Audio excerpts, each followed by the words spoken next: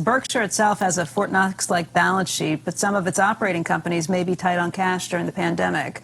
Would Berkshire consider sending cash to its operating companies to, one, ensure that they can get through the pandemic, and two, allow them to increase market share while their competitors struggle?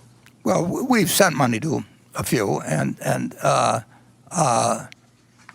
we're in a position to do that. We're not going to send money indefinitely to anything where it looks like their future has just changed dramatically from what it was a year or so ago, or even 6 months ago. We made that decision in terms of the airline business. We took money out of the business, basically, even at a substantial loss. And we will not fund a company that where we think that it's going to chew up money in the future. We started out with a company like that in our textile business at Berkshire Hathaway in 1965, and we went for 20 years trying to think we could solve something that wasn't that solvable. So we are not in the business of subsidizing any companies with shareholders' money if people want to do that with their own money, but we're not going to do it on their behalf.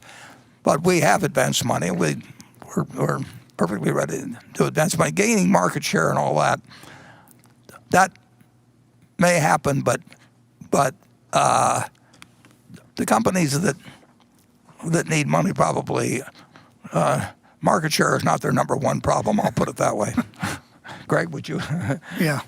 Well, yeah, it's interesting when we look at our different companies as we went into the pandemic or we're addressing the COVID-19 crisis. Obviously, the first focus by our management team, and appropriately, was our employees and effectively making sure they're safe and that the business environment we're in, that they could continue to operate. Then we quickly moved to looking at where our customers were in the cycle, i.e.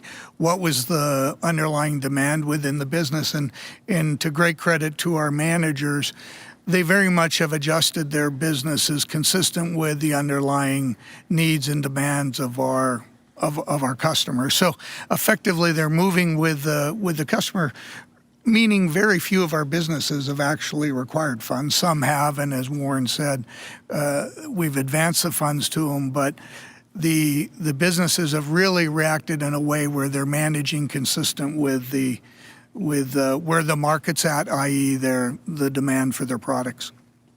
Berkshire is almost certain to generate cash. I mean, nothing's 100% certain, but we're, as Greg mentioned, at Berkshire Hathaway Energy, we had some short-term financing. We don't have short-term financing at any degree. We'll never get ourselves in a position where we have a lot of money that can come due tomorrow.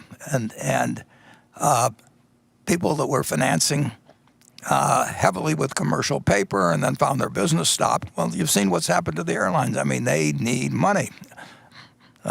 Cruise lines need money. There's some businesses that, it's just the nature of what they're in. And, Berkshire will never get it in a position where it needs money. And we factor in, like I say, we factor in some things that are not ridiculously unlikely. And I'm not going to spell out scenarios because to some extent, if you start spelling out scenarios, you may increase the chance of them happening. So it's not something that we really want to talk about a lot. But our position will be to